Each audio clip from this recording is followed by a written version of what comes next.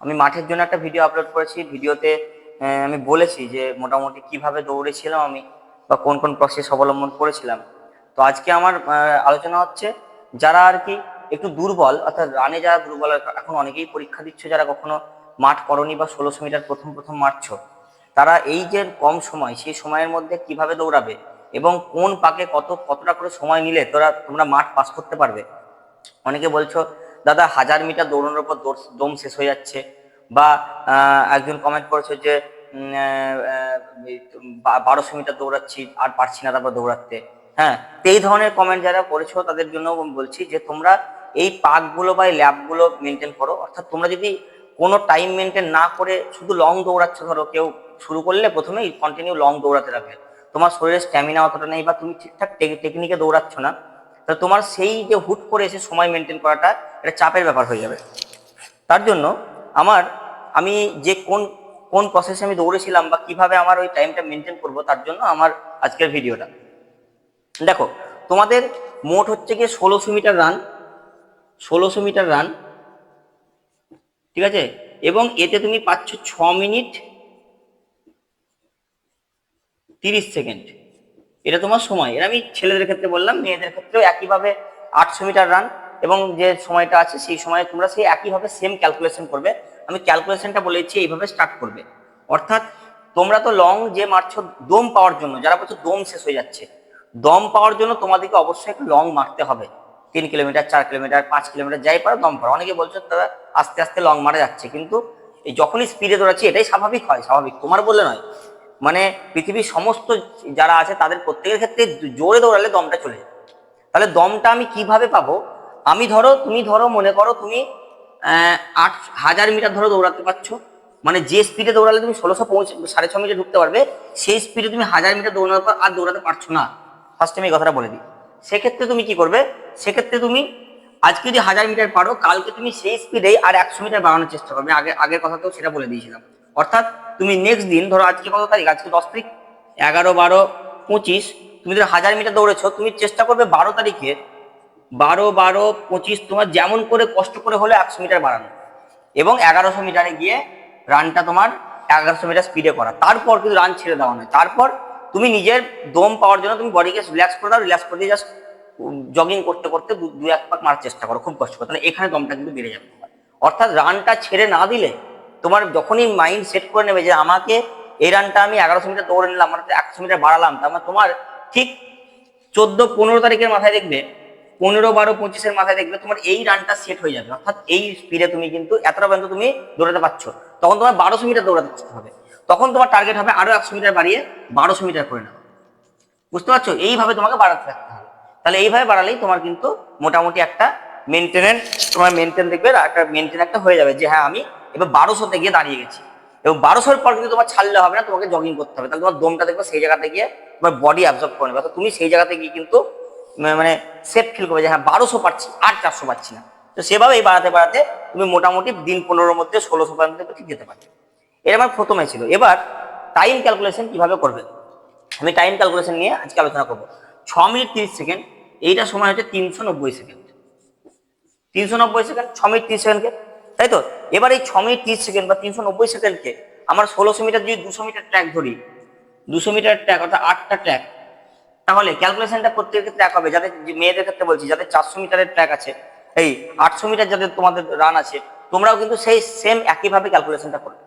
অর্থাৎ 800-কে তোমরা কি করবে, 200 × 4 করবে, যে সময়টাকে ভাগ করবে। আমার সিস্টেমটা কিভাবে বলছি দেখে নাও। 390 সেকেন্ড, দুটো ভাগ করো।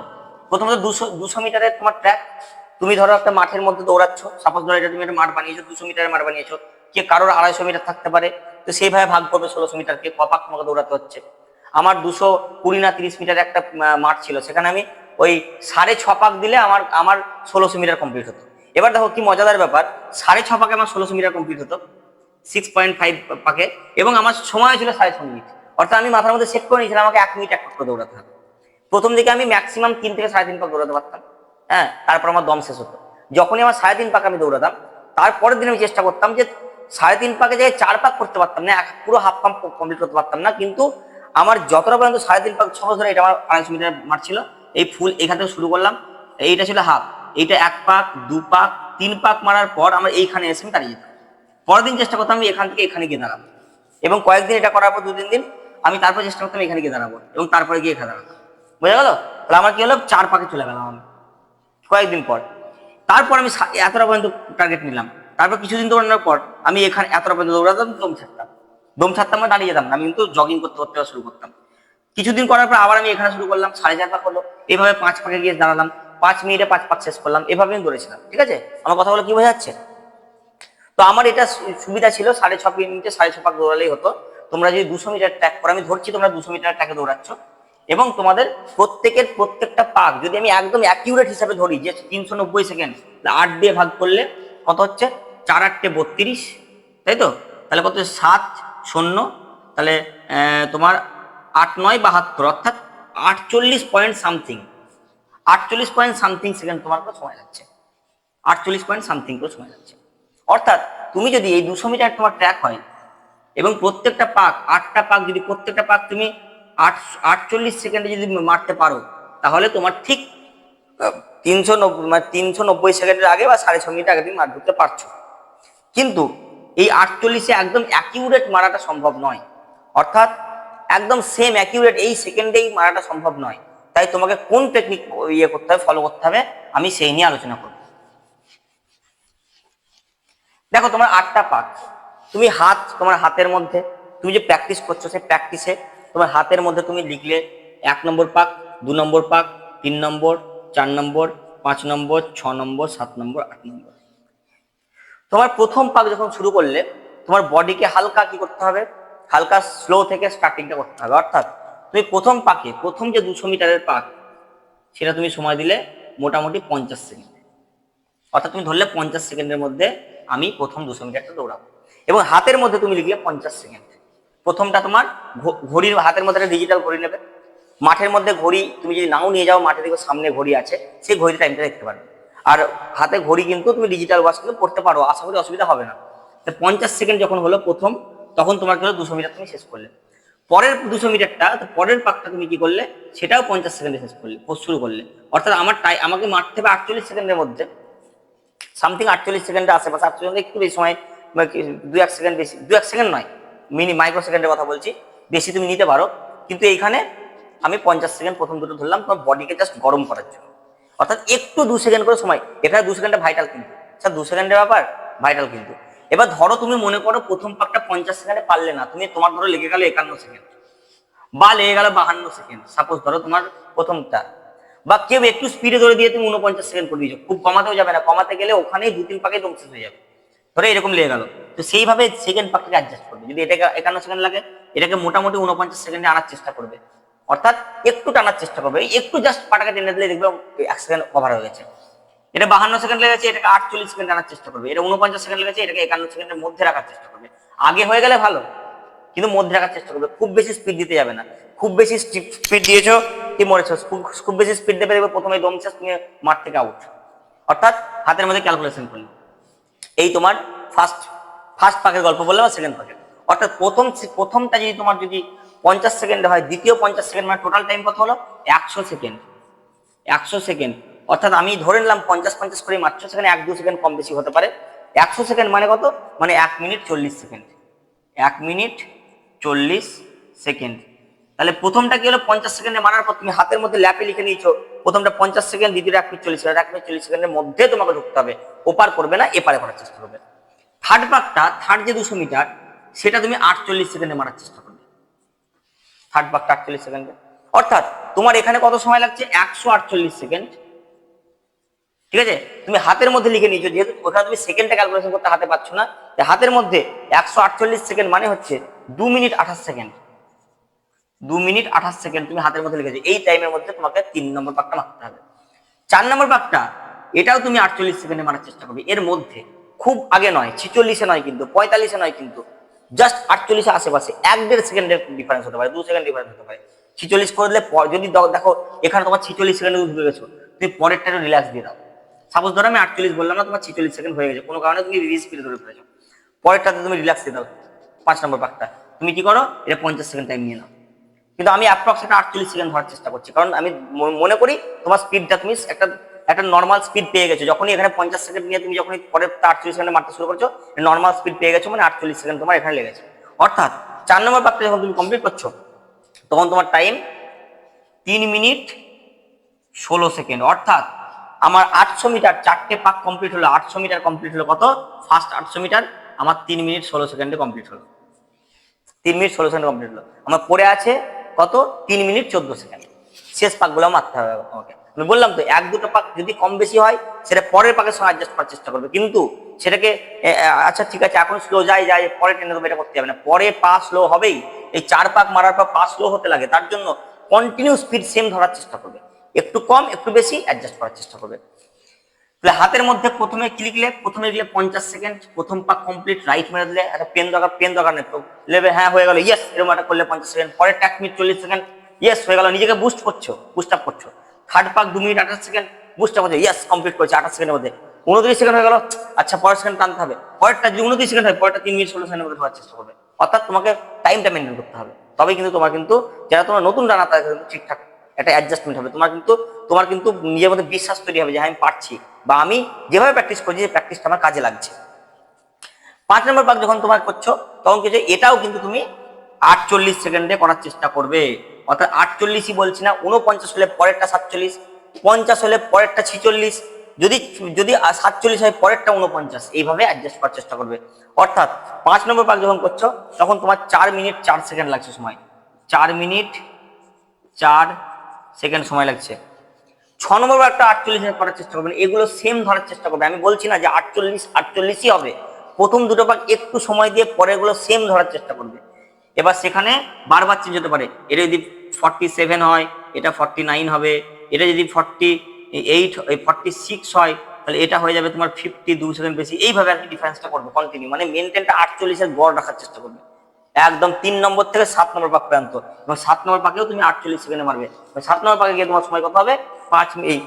তোমার এটা 5 নম্বর পাক হলো, এখানে হবে 4 মিনিট 48 সেকেন্ড যোগ করে কত হবে, 50, তাই তো, 50 56, তাই তো, 4 মিনিট 52 সেকেন্ড, তাই তো, মিনিট 52 সেকেন্ড, 48 আর 4 52, 4 মিনিট 12 সেকেন্ড 52 সেকেন্ডে তুমি 6 নম্বর পাক শেষ করবে। 7 নম্বর পাক করবে 5 মিনিট কত সেকেন্ড হচ্ছে, 40 সেকেন্ড। অর্থাৎ এইটা তোমার এবার লাস্ট পাক তোমার পড়ে থাকলো, তোমার কত 5 মিনিট 40 সেকেন্ড, তোমার 6.5 মিনিট টাইম, লাস্ট পাকে তোমার 50 সেকেন্ড টাইম আছে। অর্থাৎ 2 সেকেন্ড আগে তুমি 48 মারলে পৌঁছে যাচ্ছ, 85 ধরে নাও, তুমি চলে যাচ্ছ কি একদম 6 মিনিট 30 সেকেন্ডে।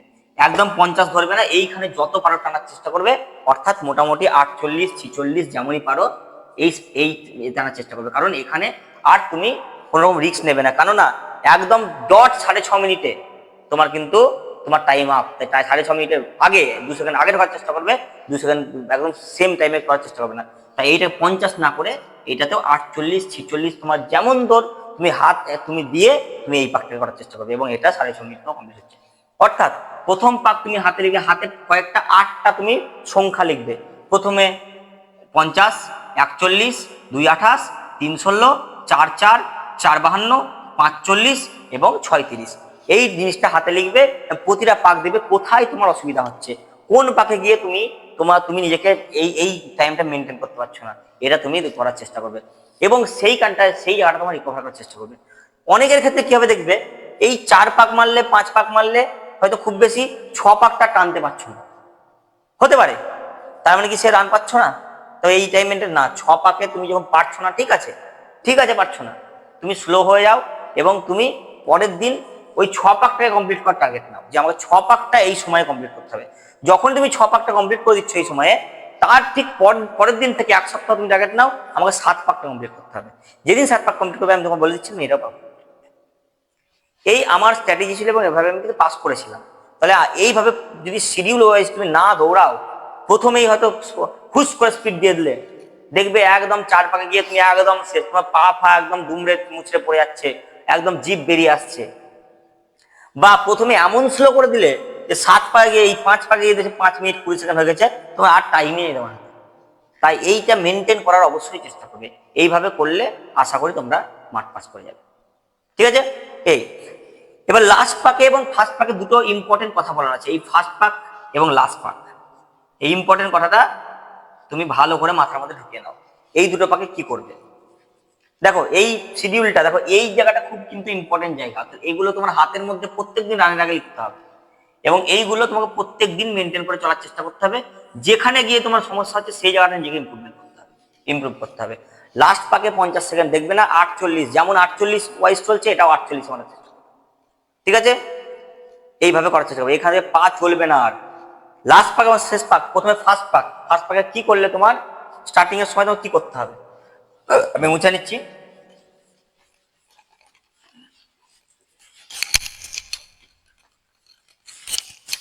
দেখো ফার্স্ট পাকে একটা ভালো তোমাকে কি করতে হবে, ধরো এইটা তোমার 200 মিটারের ধরো ট্র্যাক, 200 মিটার ট্র্যাক, এইখানটায় তোমার রান শুরু হচ্ছে।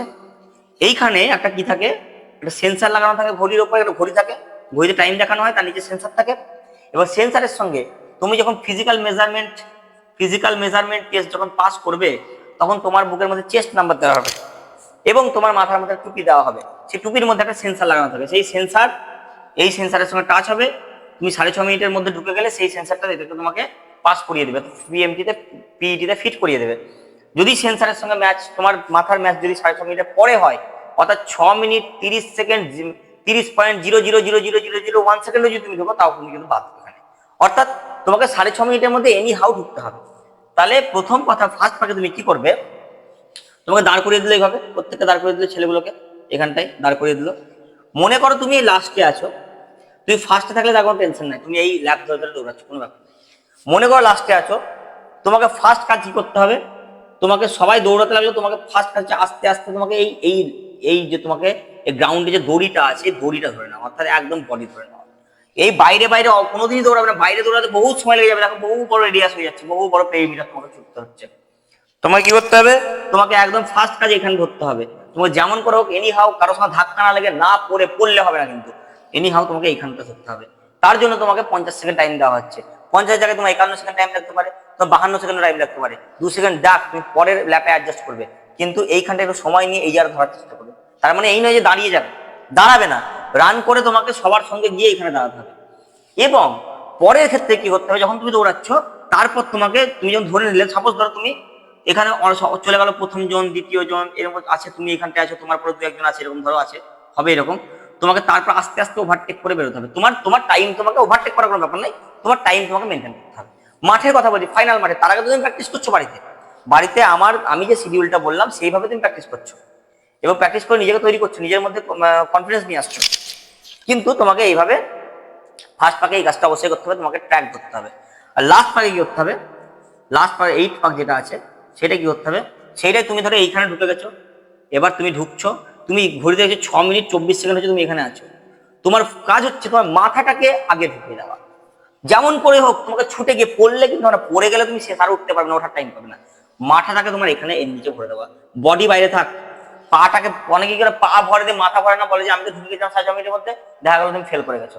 পা আগে ভরবে না, মাথাকে এইভাবে এইভাবে ছুটবে, ছুটে মাথাটাকে আগে ঢোকাবে। মাথাটাকে আগে ঢোকালে দেখবে তোমার পা যদি নাও থাকে, মাথার সঙ্গে যদি ঢুকে যায়, একদম যদি গায়ে গায়ে থাকে। এবার যদি 6:25 ঢুকে যাও, 5 মিনিট হাতে, 5 সেকেন্ড হাতে সময় আছে, সেটা আলাদা, ঠিক আছে? তো এই কাজটা ফার্স্ট এবং লাস্ট পাকে এই দুটো ইম্পর্টেন্ট কাজ করবে। প্রথম ফার্স্ট পাকে হচ্ছে কি তোমাকে ল্যাব ধরা, আর লাস্ট পাকে হচ্ছে মাথা ঢোকানো।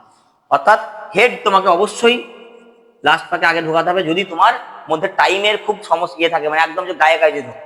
আর তোমাকে কি করতে হবে, তোমাকে ট্র্যাক ধরতে হবে, হ্যাঁ, ট্র্যাক তোমাকে ধরতে হবে ফার্স্ট পাকে।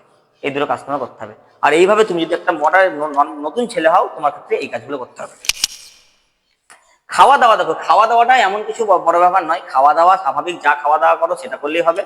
তবে ছোলা ভিজে, তারপরে তোমার যেগুলো তোমার কাঠবাদাম আর কি বলে, এইগুলো ভিজিয়ে খাওয়া যেতে পারে, সেগুলো এনার্জি পাওয়া যায়। তোমার অনেকে ডার্ক চকলেট খায়, আর রাত্রে রুটি, হ্যাঁ। তারপর তোমার দেখবে মাঠ গেলে দৌড়ালে এমনি তোমার পরিপাকতন্ত্র স্ট্রং হবে, তোমার খাবার এমনি সব হজম হয়ে যাবে, ঠিক আছে? খাবারটা এমন কিছু ব্যাপার নয়, আজে বাজে খাবে না, ঠিক আছে? তো মোটামুটি স্বাভাবিক খাবার দাবার খেলেই তোমার হবে। কলা খাবে একটু, যেগুলো এনার্জেটিক খাবার দাবার আর এইসব খাবে, তাহলে হয়ে যাবে। নিজের উপর কনফিডেন্স আনো, নিজের ব্রেনকে স্ট্রং করো এবং নিজের শরীর রাখো। পায়ে অবশ্যই লাগাবে না কেউ, যে খুব জোরে দৌড়াতে হবে, বা অনেকে কি হয় টেরা বেঁকা মাঠে বা রাস্তার মধ্যে দৌড়াচ্ছে, রাস্তাতে খাল ঢিপ আছে, তার মধ্যে পায়ে লাগিয়ে ফেলে, পরে তার রানটাই চলে যায়। সেই সব সাবধানে করবে। খালি পায়ে দৌড়াতে অনেক সুবিধা পাওয়া যায়, কিন্তু তার মানে খালি পায়ে দৌড়াতে গিয়ে পাটা কিন্তু ফাটিয়ে দিও না। খালি পায়ে দৌড়াতে হলে ফাইনাল মাঠে দৌড়াও, অসুবিধা নেই। যদি দৌড়াতেই হয় যে না আমার এতে হচ্ছেই না, আমাকে খালি পায়ে দৌড়ে খালি পায়ে স্পিড একটু পাওয়া যায়, আমাকে দৌড়াতেই হবে, তো জুতো পরে যদি তুমি যদি তাড়াতাড়ি ঢুকে যাও 6.5 মিনিটের মধ্যে, তোমাকে খালি পায়ে দৌড়ানোর দরকার নেই, কারণ পায়ে লেগে গেলে ওটা আরো খারাপ জিনিস। জুতো হালকা নেওয়ার চেষ্টা করবে। এই বলার ছিল। হ্যাঁ, অনেকের রিকোয়েস্ট এসেছিল, বারবার জিজ্ঞেস করছিল মাঠ সম্বন্ধে, অনেকেরই অনেক কোয়ারি থাকে। আমিও প্রচুর ইউটিউব দেখেছি, অনেক ফলো করেছি, নিজের স্ট্র্যাটেজি বানিয়েছি এবং নিজে পাস করেছি। আমার নিজের অভিজ্ঞতা থেকে আমার এই কথাগুলো বলা। ঠিক আছে, ধন্যবাদ।